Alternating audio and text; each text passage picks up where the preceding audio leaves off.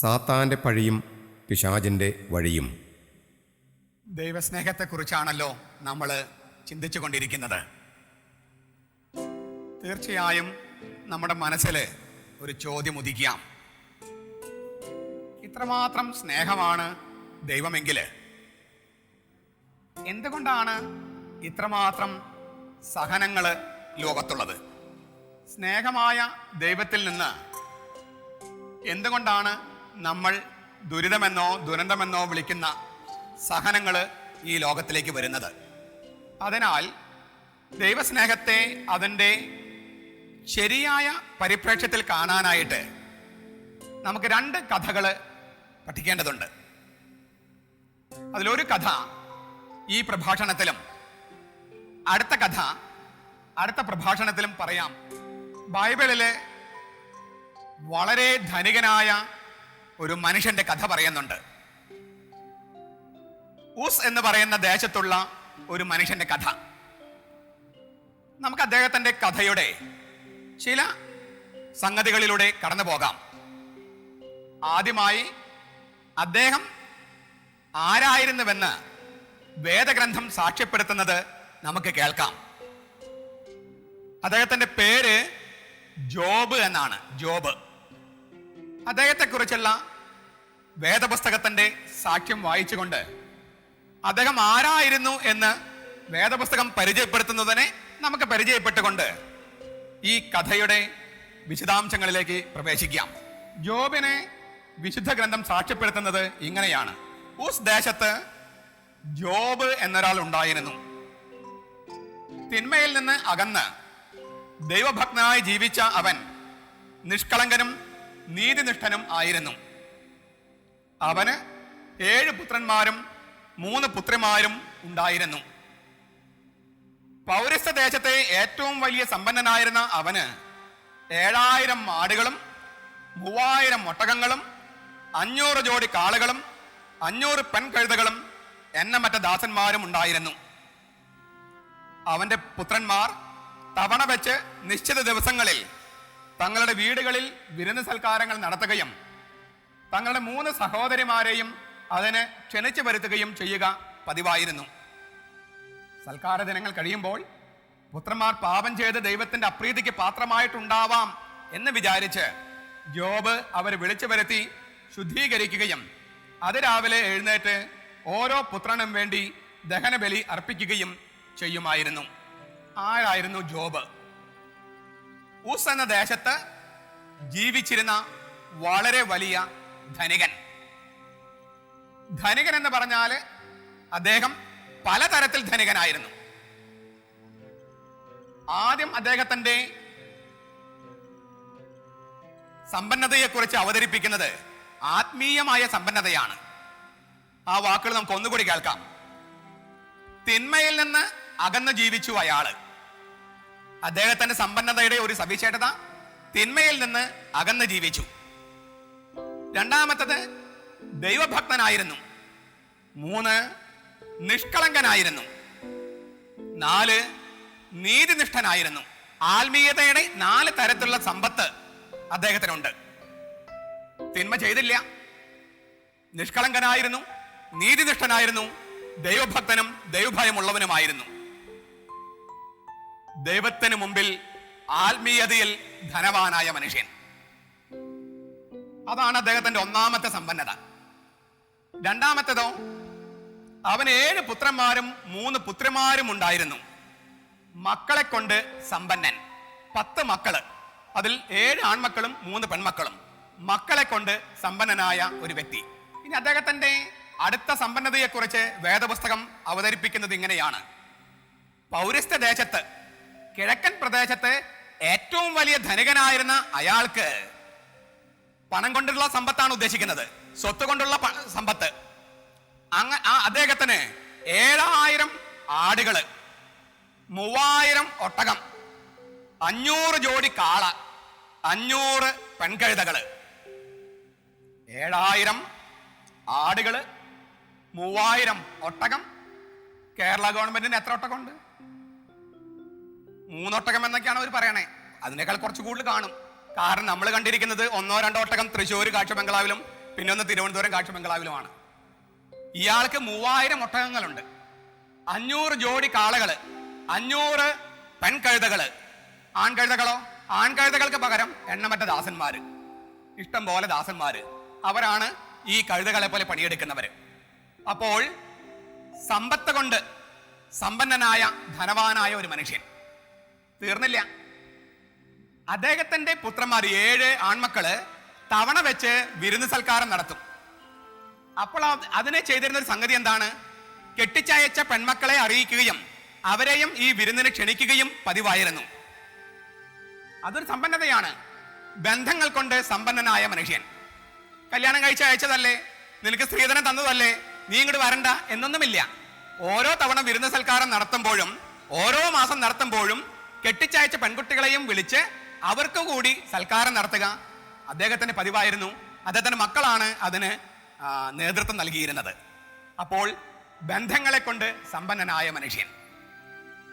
തീർന്നില്ല അദ്ദേഹത്തിന്റെ സമ്പത്ത്.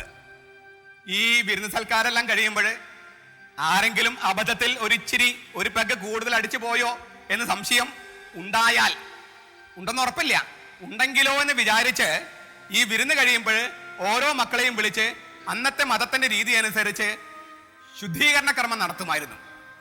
എന്ന് വെച്ചാൽ അറിയാതെ പോലും അതായത് ദൈവത്തിന് മുമ്പിൽ അരുതാത്ത ഒന്നും ചെയ്യരുത് എന്നുള്ള നിഷ്ഠയുണ്ടായിരുന്ന ഒരു മനുഷ്യൻ. ഇങ്ങനെ എല്ലാ തരത്തിലും സമ്പന്നനായ ഒരു വ്യക്തിയാണ് ജോബ്. ദൈവത്തിന്റെ മുമ്പിൽ നീതിയും നിഷ്കളങ്കതയുമുള്ള മനുഷ്യൻ, ദൈവഭക്തനും ദൈവഭീതിയുമുള്ള മനുഷ്യൻ. മാത്രമല്ല തിന്മയിൽ നിന്ന് വളരെ അകന്ന് നന്മയിലെ മാത്രം സഞ്ചരിച്ച ഒരു മനുഷ്യൻ. മക്കളെ കൊണ്ട് സമ്പന്നൻ, സമ്പത്ത് കൊണ്ട്, പണം കൊണ്ട് സമ്പന്നൻ, ബന്ധം കൊണ്ട് സമ്പന്നൻ. ഇങ്ങനെ എല്ലാ തരത്തിലും സമ്പന്നനായ ജോബ്. ഇനി ഈ കഥയിലേക്ക് പ്രവേശിക്കുന്നതിന് മുമ്പ് രംഗം ഒന്ന് മാറുകയാണ്. ഇപ്പൊ സ്വർഗത്തിലാണ് രംഗം. സ്വർഗത്തിലെ അന്നത്തെ ഒരു രീതി അനുസരിച്ച് ഒരു സ്വർഗീയ കോടതിയുണ്ട്. ആ കോടതിയിൽ ദൈവത്തിന്റെ മക്കളായ ഭൂമിയിലെ മനുഷ്യരെ കുറിച്ചെല്ലാം അവിടെ ഒരു കണക്കെടുപ്പുണ്ടാകും.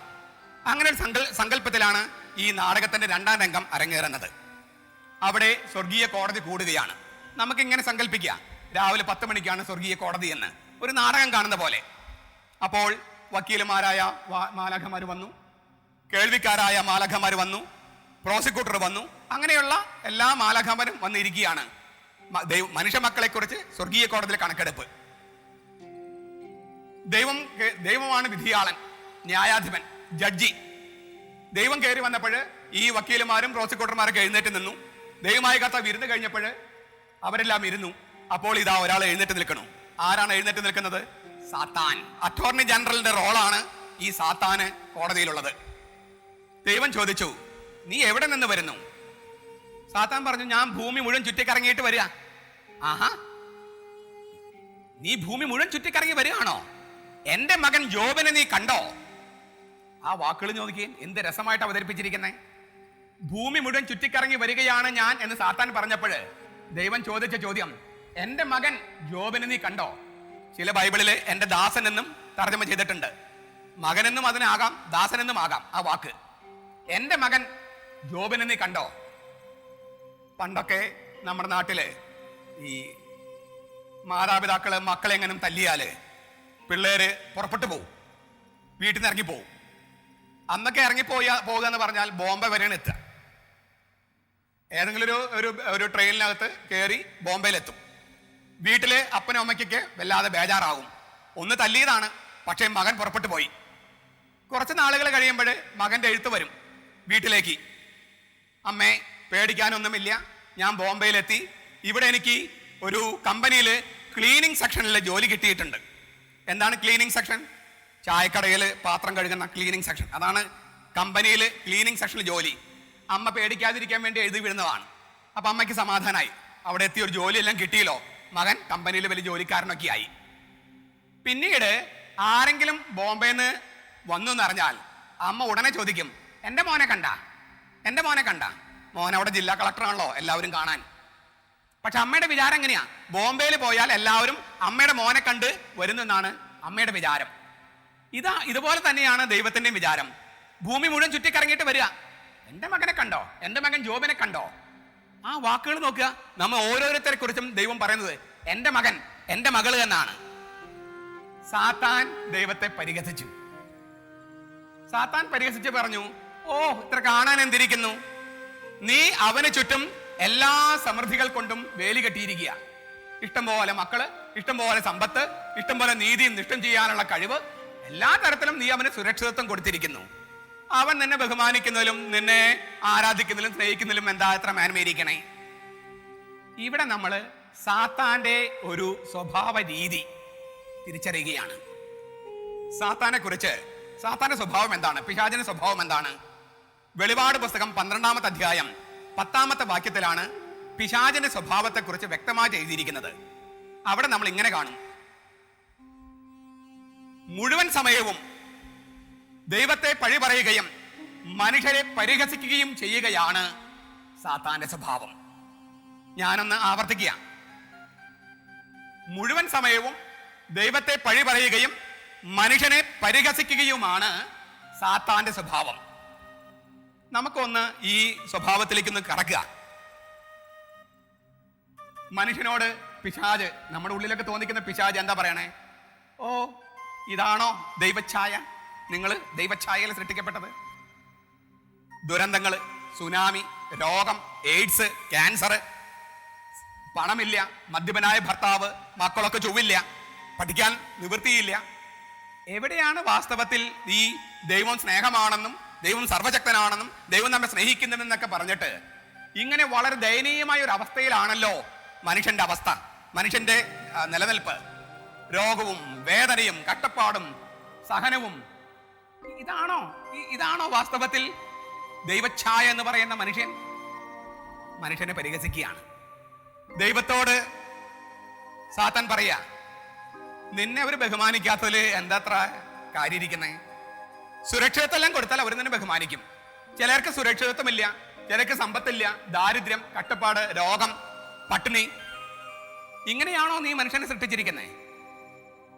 അപ്പോൾ നീ സർവശക്തനാണെന്നും സ്നേഹമാണെന്നും പറഞ്ഞാൽ ആര് വിശ്വസിക്കും? ഇങ്ങനെയാണോ മനുഷ്യൻ സൃഷ്ടിക്കേണ്ടിയിരുന്നത്? ഇങ്ങനെ ദൈവത്തെ പഴി പറയുകയും അവന്റെ സൃഷ്ടികർമ്മം തെറ്റിപ്പോയെന്നും അത് ശരിയല്ലെന്നും മനുഷ്യനെ പരിഹസിക്കും. നിങ്ങൾ ദൈവത്തെ ബഹുമാനിക്കേണ്ട വല്ല കാര്യമുണ്ടോ? അവനെ നിങ്ങളെ നന്നായിട്ട് സൃഷ്ടിക്കാമായിരുന്നില്ലേ? ഒരു മിനിറ്റ് കൊണ്ട് വേണമെങ്കിൽ അവന് പണം ഉണ്ടാക്കി തരാമായിരുന്നില്ലേ എന്നൊക്കെ സാത്താൻ നമ്മളോട് പ്രേരിപ്പിക്കും. അപ്പോൾ നമുക്ക് ആ വാക്കിന്റെ അർത്ഥം കിട്ടുകയാണ്, സദാസമയവും ദൈവത്തെ പഴി പറയുകയും മനുഷ്യരെ പരിഹസിക്കുകയും ചെയ്യുക എന്നുള്ളതാണ് സാത്താന്റെ ജന്മനാ ഉള്ള ശീലം. ആ ശീലമാണ് ഇവിടെ വെളിപ്പെട്ടത്. ഓ ജോബ് ദൈവത്തെ ബഹുമാനിക്കില്ല, എന്താ അത്ര അതിശയം? അവന് ഇഷ്ടം പോലെ സമ്പത്ത്, ഇഷ്ടം പോലെ മക്കള്, ഒന്നിനും കുറവില്ല. അങ്ങനെയുള്ളവര് നിന്നെ സ്നേഹിക്കുന്നത് ആ സംഗതികൾ കിട്ടിയത് കൊണ്ടല്ലേ? നീ വിചാരിക്കുന്നുണ്ടോ നിന്റെ മക്കളായത് കൊണ്ടാണ് അവർ നിന്നെ സ്നേഹിക്കുന്നതെന്ന്? ആ സമ്പത്തൊക്കെ ഒന്ന് പിൻവലിച്ച് നോക്ക്, അപ്പ കാണാം തനി സ്വഭാവം. അപ്പോൾ ജോബിന്റെ കഥയിലൂടെ മനുഷ്യരെ ദൈവത്തിന്റെ മുഖത്ത് തുപ്പും എന്ന് ബോധ്യപ്പെടുത്താൻ സാത്താന് മോഹം. അതായത് മനുഷ്യര് ദൈവത്തെ സ്നേഹിക്കുന്നത് ചില അനുഗ്രഹങ്ങൾ കിട്ടുന്നത് കൊണ്ടാണ് എന്നും അല്ലാതെ ദൈവം പിതാവായത് കൊണ്ടല്ല എന്നും ദൈവത്തെ ബോധ്യപ്പെടുത്താൻ സാത്താന് മോഹം. അപ്പോ ഒരു വെല്ലുവിളിക്ക് മുമ്പിൽ നിർത്തിയിരിക്കുകയാണ് ദൈവത്തെ സാത്താൻ. നീ ആ സമ്പത്തും സ്ഥാനമാനങ്ങളും ഒക്കെ ഒന്ന് പിൻവലിച്ച് നോക്ക്, അപ്പൊ അവൻ നിന്റെ മുഖത്ത് തുപ്പും. അപ്പൊ ഈ വെല്ലുവിളി സ്വീകരിക്കാൻ ദൈവം തയ്യാറായി.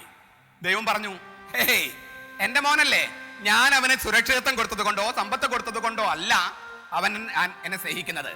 ഞാൻ അവന്റെ അപ്പനായത് കൊണ്ടാ, അവൻ എന്റെ മോനായത് കൊണ്ടാ. ഞങ്ങൾ തമ്മിലുള്ള ബന്ധം കച്ചവടമല്ല. ഞാൻ ചിലത് കൊടുക്കുന്നു, അവര് എന്നെ സ്നേഹിക്കുന്നു. അല്ല, ഞാൻ അവർക്ക് പിതാവും അവർ എനിക്ക് മക്കളുമായത് കൊണ്ടാണ് സ്നേഹിക്കുന്നത്. അത് തെളിയിക്കാം. ദൈവം പറഞ്ഞു, ഓക്കെ നീ തെളിയിക്കാൻ പോയിക്കോളൂ, അവന് ജീവനെ തുടരുത്, അവന് സമ്പത്തൊക്കെ പിൻവലിച്ചോളൂ. ഒരു കച്ചവടം ഒന്നാകെ തകർന്നാൽ എന്ന പോലെ, ഒരു കൃഷിസ്ഥലം മൊത്തത്തിൽ ചതിച്ചാൽ എന്ന പോലെ പെട്ടെന്ന് ഈ ജോബിന്റെ സമ്പത്ത് മുഴുവൻ നഷ്ടപ്പെടുകയാണ്, ഭൂമി മുഴുവൻ നഷ്ടപ്പെടുകയാണ്, എല്ലാം നഷ്ടപ്പെടുകയാണ്. അങ്ങനെ ഓരോരുത്തരായി വന്ന് ജോബിനെ അറിയിക്കുകയാണ്, ആ കൃഷിസ്ഥലം പോയി, ഈ കച്ചവടം പോയി. ഇങ്ങനെ ഓരോന്ന് പറയുമ്പോഴും ജോബ് പറഞ്ഞു, ഹേയ് നഗ്നനായി ഞാൻ വന്നു, നഗ്നനായി ഞാൻ തിരിച്ചു പോകും. ദൈവം തന്നു, ദൈവം എടുത്തു, ദൈവത്തിന്റെ നാമം വാഴ്ത്തപ്പെടട്ടെ. നഗ്നനായി ഞാൻ വന്നു, നഗ്നനായി ഞാൻ തിരിച്ചു പോകും. ദൈവം തന്നു, ദൈവം എടുത്തു, ദൈവത്തിന്റെ നാമം വാഴ്ത്തപ്പെടട്ടെ. എന്താണ് ജോബ് പറഞ്ഞതിന്റെ അർത്ഥം? ഒരു സംസ്കൃത ശ്ലോകമുണ്ട്. അങ്ങനെ തന്നെയാണോ സംസ്കൃതത്തിൽ എന്ന് എനിക്ക് കൃത്യമായിട്ട് അറിഞ്ഞുകൂടാ. അർത്ഥം എനിക്കറിയാം, ഞാനത് ചൊല്ലാം, എന്നിട്ട് അതിനർത്ഥം പറയാം. അർത്ഥാഗ്രഹേ നിവർത്തന്തേ ശ്മശാനേ പുത്രബാന്ധവ സുഹൃതം ദുഷ്കൃതം ശൈവ ഗച്ഛതം ഗത ഗച്ഛന്തി. അർത്ഥം പണം. അർത്ഥം എന്ന് വെച്ചാൽ പണം. പണം നിങ്ങൾ ഉപേക്ഷിക്കേണ്ടതായിട്ട് വരും. നമ്മൾ ജനിച്ചപ്പോഴ് മഹാഭാരതത്തിലെ കർണനെ പോലെ കവചകുണ്ടലങ്ങളുമായിട്ടല്ല ജനിച്ചത്. കാതിലും കഴുത്തിലും ഒക്കെ സ്വർണങ്ങൾ ഇട്ടാണോ നമ്മൾ അമ്മയുടെ ഉദരത്തിൽ നിന്ന് വന്നത്?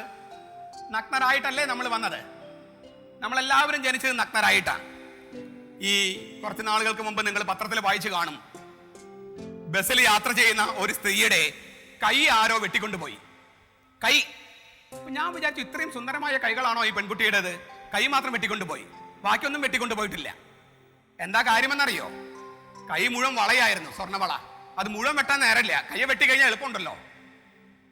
നമ്മൾ ചിലർ നടക്കുന്ന കണ്ടാല് ഇല്ലേ, നമ്മൾ ഏകദേശം ഇങ്ങനെയാണ് അമ്മയുടെ വയറ്റിൽ നിന്ന് വന്നേ എന്ന് തോന്നലാണ്. ദേഹമാസകലം ഈ സ്വർണവും, ലോകത്തുള്ള സ്വർണത്തിൽ 1/3 കേരളത്തിലാണെന്നൊക്കെ പറയണേ. ഇത് മുഴുവൻ ഇട്ടോണ്ട് നമ്മൾ നടക്കണേ. എന്നിട്ട് നമ്മുടെ വിചാരം അല്ലെങ്കിൽ ലോകത്തോട് നമ്മൾ പറയുന്നത് ഈ പണമെല്ലാം ഞാൻ സ്വർഗത്തിലേക്ക് കൊണ്ടുപോകുമെന്ന മട്ടിലാണ്. ഈ ശ്ലോകം പറയാണ്, അർത്ഥാഗ്രഹേ നിവർത്തന്തേ, പണം നിങ്ങൾ ഉപേക്ഷിക്കണം. ഒരു സമ്പത്തും കൊണ്ടുപോകാൻ കഴിയില്ല.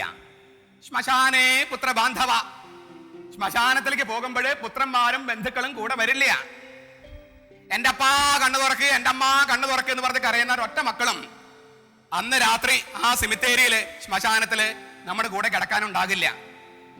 കത്തോലിക്കരുടെ പള്ളികളിലൊക്കെ സിമിത്തേരി പള്ളിയുടെ തൊട്ട് തന്നെയാണ്, പള്ളിയുടെ തൊട്ട് പുറകിലാണ്. അതിന് തൊട്ട് ഇപ്പുറത്തെ വികാരിച്ചന്റെ മുറിയാ. വികാരിച്ചിന് പേടിയാകാതിരിക്കാൻ വേണ്ടിയാന്ന് തോന്നുന്നു RIP എന്ന് അവിടെ എഴുതി വെച്ചിട്ടുണ്ട്. അതിന്റെ ഫുൾ ഫോം അറിയോ? രാത്രി ഇറങ്ങി പോകരുത്. റെസ്റ്റ് ഇൻ പീസ് എന്നാണ് പറയണേ. പക്ഷെ എനിക്ക് തോന്നുന്നു രാത്രി ഇറങ്ങി പോകരുത്. രാത്രി ഇറങ്ങി പോയാൽ വികാരിച്ചിന് പേടിയാവും. വികാരിച്ചനാണ് ആത്മാക്കൾക്ക് കൂട്ടുകിടക്കണേ. പുത്രന്മാരും ബന്ധുക്കളും അവിടെ കൂട്ടുകിടപ്പുണ്ടോ? ശ്മശാനേ പുത്രബാന്ധവ. പണ്ടൊക്കെ ഈ പ്രായം ചെന്ന സ്ത്രീകൾക്ക്, അതിൽ ഒരാൾക്ക് 1-2 പേർക്കൊക്കെ ഉണ്ടെന്ന് തോന്നുന്നു, മേക്കാമോദരം എന്ന് പറഞ്ഞിട്ട് സംഗതിയുണ്ട്. മേക്കാമോദരം ഇങ്ങനെ ഇല്ലേ, മേക്കാമോദരം. ഇപ്പൊ അത് ആർക്കും ഇല്ല. എന്താ കാര്യം എന്നറിയോ? ഈ മേക്കാമോദരം കല്യാണം കഴിച്ചയച്ച പെൺമക്കൾക്കുള്ളതാ. അപ്പോൾ മരിക്കുന്നതിന് മുമ്പ് പെൺമക്കളെ അറിയിച്ചില്ലെങ്കിൽ പെൺമക്കൾ ഭയങ്കര കരച്ചിലായിരിക്കും. എന്തിനാ? അമ്മ മരിക്കുന്ന സമയത്ത് പെൺമക്കൾ ഒറ്റ കമിഴ്ന്നടിച്ച് വീഴില്ല. പിന്നെ എഴുന്നേറ്റ് വരുമ്പോൾ മേക്കാമോദരം കാണാനില്ല. ചിലര് മരിക്കുന്നതിന് മുമ്പേ വീണ്, അമ്മ മരിക്കുന്നതിന് മുമ്പേ മേക്കാമോദരം പൊക്കി. ആ വേദന സഹിക്കാൻ വയ്യാണ്ടായപ്പോഴാണ് പുതിയ അമ്മാമ്മമാരൊക്കെ ഇപ്പൊ മേക്കാമോദരം ഇടണില്ല. മാത്രമല്ല ഇപ്പൊ പെൺമക്കളെ അറിയിക്കില്ലേ, ഭരിച്ചെന്ന് ഉറപ്പ് വരുത്തി 1/2 മണിക്കൂർ കഴിഞ്ഞിട്ടേ പെൺമക്കളെ അറിയിക്കുള്ളൂ. ഞാൻ പറയുന്നത് ആർക്കെങ്കിലും ഒഫൻസീവ് ആകുമോ എന്ന് എനിക്ക് അറിഞ്ഞുകൂടാ. പാദസരത്തിന്റെ ഉത്ഭവത്തെ കുറിച്ചൊരു കഥയുണ്ട്. പണ്ടിങ്ങനെ ഈ കെട്ടിച്ചയക്കുക എന്ന് പറഞ്ഞാൽ നമ്മുടെ നാട്ടില് ഇല്ലേ, സ്ത്രീധനം വലിയൊരു പ്രശ്നമാണ്. എനിക്ക് തോന്നുന്നു സ്ത്രീധനം നിലനിൽക്കുന്ന ഏക നാട് നമ്മുടെ നാട്ടിലാണ്. വേറെങ്ങും സ്ത്രീധനം എന്നുള്ള ഒരു രീതി ഇല്ലെന്ന് എനിക്ക് തോന്നുന്നു. സ്ത്രീധനമില്ലാതെ കുട്ടികളെ കെട്ടിച്ചയക്കാൻ പറ്റില്ല. പല വീടുകളിലും ഒരുപാട് മക്കളുണ്ട്, കെട്ടിച്ചയക്കാൻ പണമില്ല. അപ്പൊ ഒരു ആൾക്കൊരു സംശയം, ഒരു ബുദ്ധി തോന്നി. ഈ കുട്ടിയെ അമ്പലത്തിലേക്ക് നേർച്ച നേരുക, ദേവദാസി ഈ അമ്പലത്തിലേക്ക് നേർച്ച നേരുക.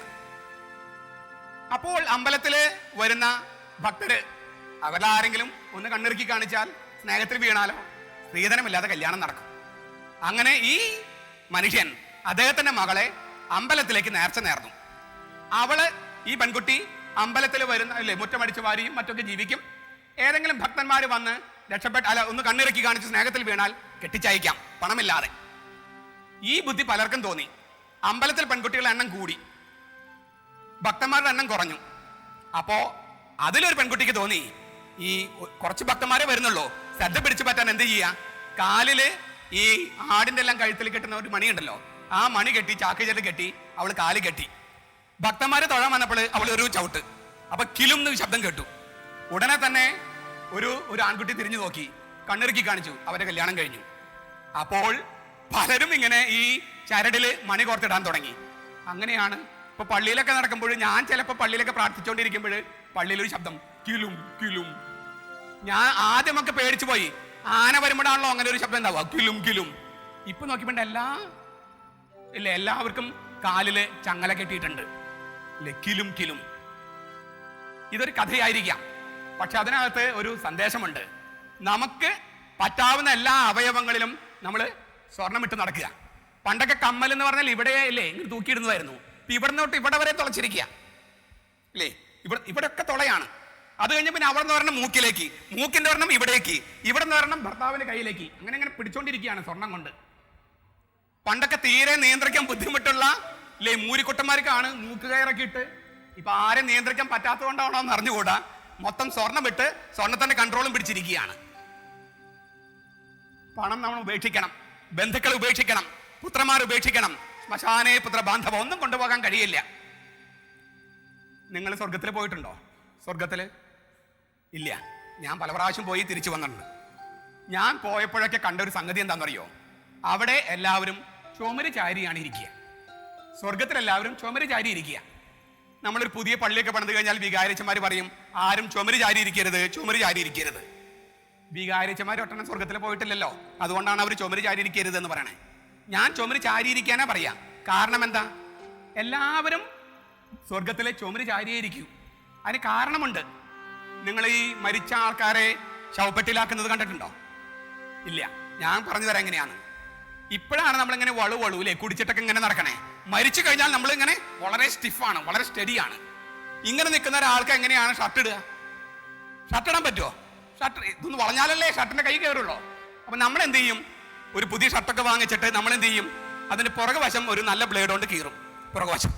എന്നിട്ട് ഇങ്ങനെ ഈ ശവപ്പെട്ടിയിലേക്ക് ഇങ്ങനെ ഒതുക്കി വെക്കും. മരിച്ച് സ്വർഗത്തിൽ ചെല്ലുമ്പോഴോ ഷർട്ടിന്റെ പുറകുവശം കീറിയതല്ലേ, അത് കാണാതിരിക്കാൻ വേണ്ടിയിട്ടാണ് ഈ ചുമര് ചാരിയിരിക്കണേ.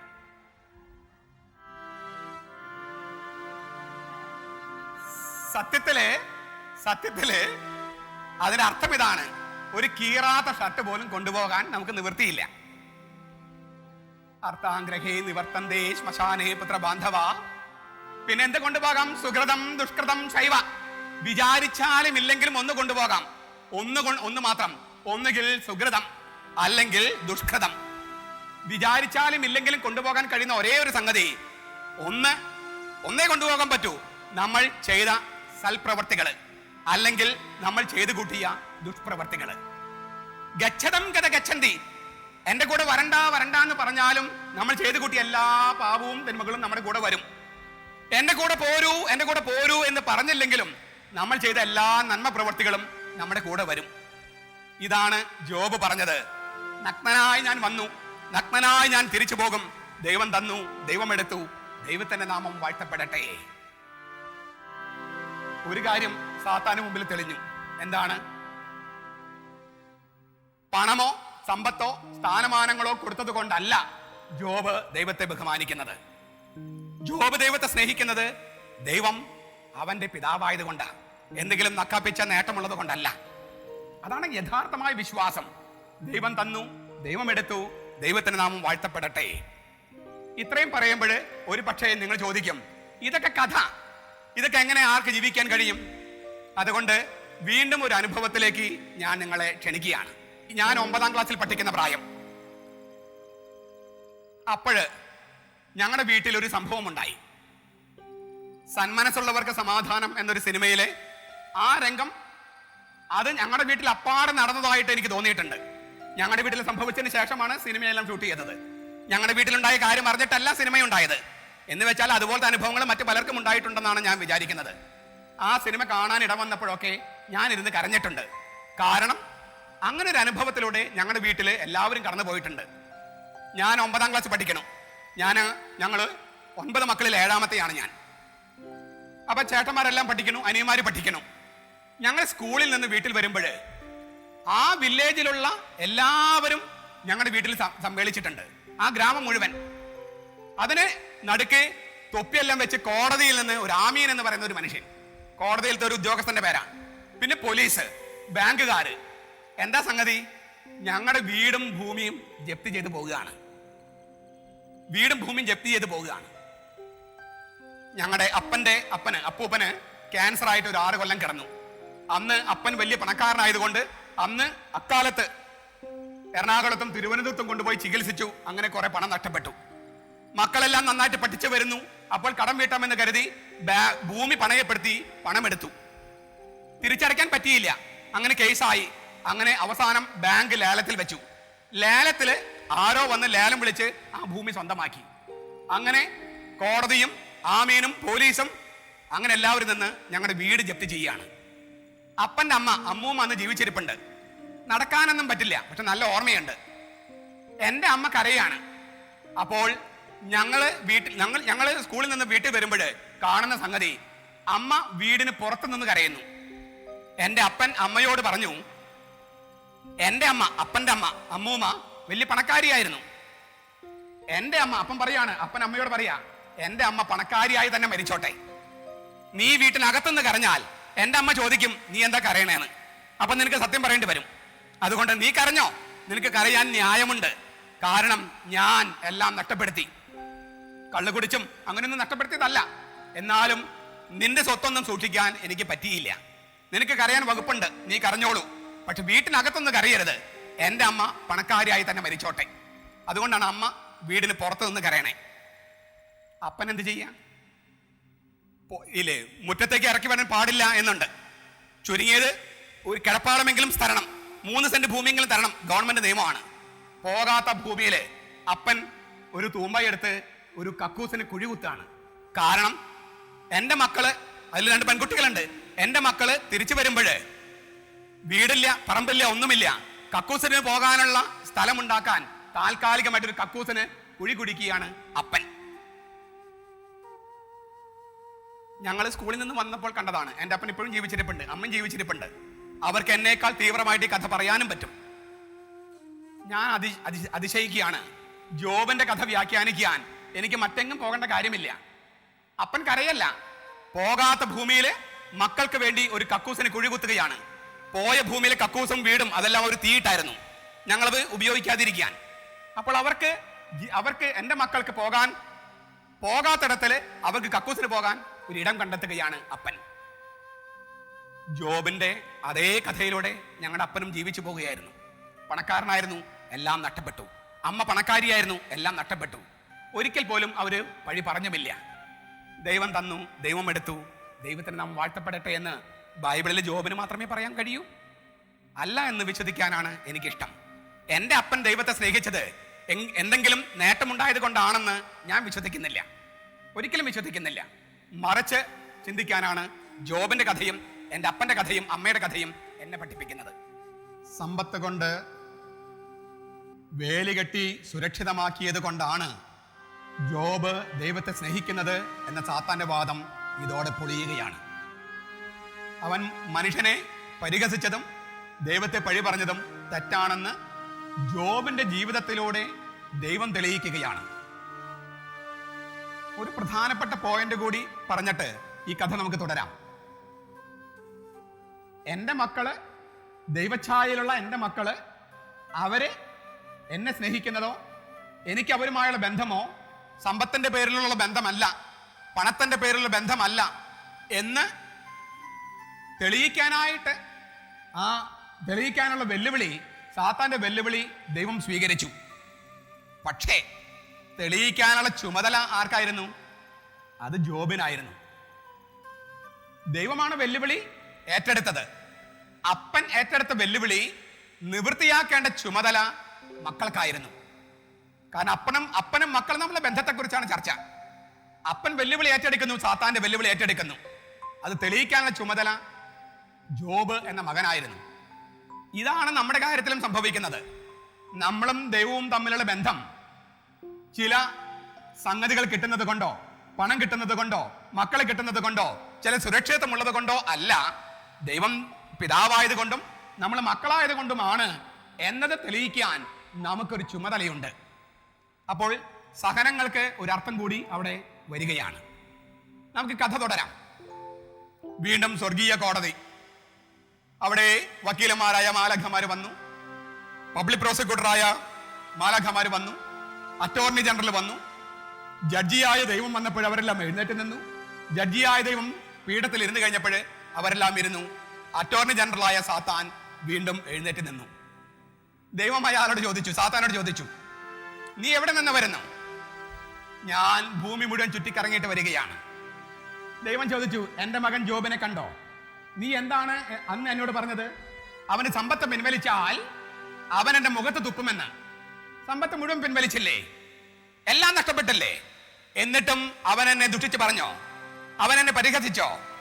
അവനാണ് എൻ്റെ മകൻ. സാത്താൻ പറഞ്ഞു, സമ്പത്തല്ലേ പിൻവലിച്ചുള്ളൂ, അദ്ദേഹത്തിന് മക്കളില്ലേ? ആ മക്കളൊന്ന് പിൻവലിച്ച് നോക്ക്. അപ്പൊ ദൈവം പറഞ്ഞു, നീ എന്നെ വീണ്ടും വെല്ലുവിളിക്കുകയാണോ? ഞാൻ വെല്ലുവിളി സ്വീകരിച്ചിരിക്കുന്നു. അവന്റെ മക്കളെ നിനക്ക് പിൻവലിക്കാം, പക്ഷെ അവനെ നീ തൊട്ടു പോകരുത്. അങ്ങനെ കൃത്യമായ അതിർവരമ്പുകളും പരിമിതികളും എല്ലാം കൽപ്പിച്ച് ജോബിനെ പരീക്ഷിക്കാനുള്ള സ്വാതന്ത്ര്യം സാത്താന് കൊടുക്കുകയാണ് ദൈവം. എന്തിനാണ്? ദൈവവും ദൈവത്തിന്റെ ഛായയിലുള്ള മക്കളും തമ്മിലുള്ള ബന്ധം എന്തെങ്കിലും സംഗതികൾ കിട്ടിയത് കൊണ്ടോ കിട്ടാത്തത് കൊണ്ടോ അല്ല, അത് സ്നേഹമായത് കൊണ്ടാണ് എന്ന് തെളിയിക്കാനുള്ള ഒരു വെല്ലുവിളി. അങ്ങനെ സാത്താൻ ദൈവത്തിന്റെ സന്നിധിയിൽ പോവുകയും അവിടെ സംഭവിക്കുന്ന ദാരുണം, അതായത് ഈ 10 മക്കളും ഒരു സുനാമിയിലോ ഒരു ഉരുൾപൊട്ടലിലോ നശിച്ചാലെന്ന പോലെ എല്ലാ മക്കളും ഒറ്റയടിക്കങ്ങ് മരിക്കുകയാണ്. എല്ലാ മക്കളും ഒറ്റയടിക്ക് മരിക്കുകയാണ്.